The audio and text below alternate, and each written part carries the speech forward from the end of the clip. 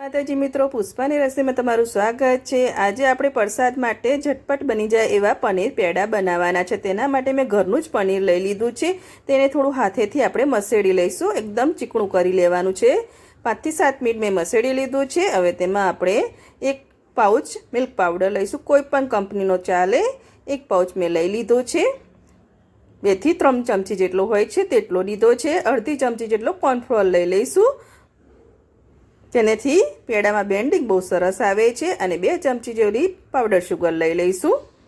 તમે બુરું હોય તો તે પણ લઈ શકો છો। હવે તેને સરસ હાથેથી મસળીને બધું મિક્સ કરી લેવાનું છે। પહેલાં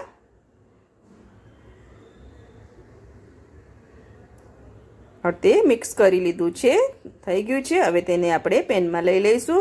પેનમાં 1 ચમચી જેટલું મેં ઘી લઈ લીધું છે। ઘીને સહેજ ગરમ કરી લીધું છે। આંચ એકદમ સ્લો રાખવાની છે। અને જે ડો બનાવીને રાખ્યો છે તે આપણે લઈ લઈશું। કોર્નફ્લોર એડ કરવાથી આપણું ડોમાં સરસ બેન્ડિંગ આવી જાય છે, એટલે પેડા આપણા બહુ સરસ બની જાય છે અને ટેસ્ટી પણ લાગે છે। હવે પેન ના છોડે ત્યાં સુધી સતત ચલાવતા રહેવાનું છે। ડો ફોર્મમાં થઈ જાય ત્યાં સુધી તેને મિક્સ કરતા રહીશું। જો પેન છોડવા માંડ્યું છે મિશ્રણ। હવે તેને આપણે એક પ્લેટમાં લઈ લઈશું અને તેને ઠંડુ કરી લેવાનું છે। પ્લેટમાં મેં લઈ લીધું છે। હવે તે પાથરી દેવાનું છે જેથી ઠંડુ થઈ જાય। ઠંડુ થાય પછી તેને આપણે પેંડા વારીશું। ઠંડુ થઈ ગયું છે, જો એકદમ ઠંડુ કરી લીધું છે। હવે ટ્રાય કરી જોવાનો છે કે આપણે પેડા વરે છે કે નહીં। જો સરસ વરી ગયા છે। ઠંડુ કર્યા પછી જ પેડા વારવાના છે। થઈ ગયું છે। હવે થોડો ઘીવાળો હાથ કરી લઈશું પેડા વારવા માટે। ઘીવાળો હાથ કરી લીધો છે।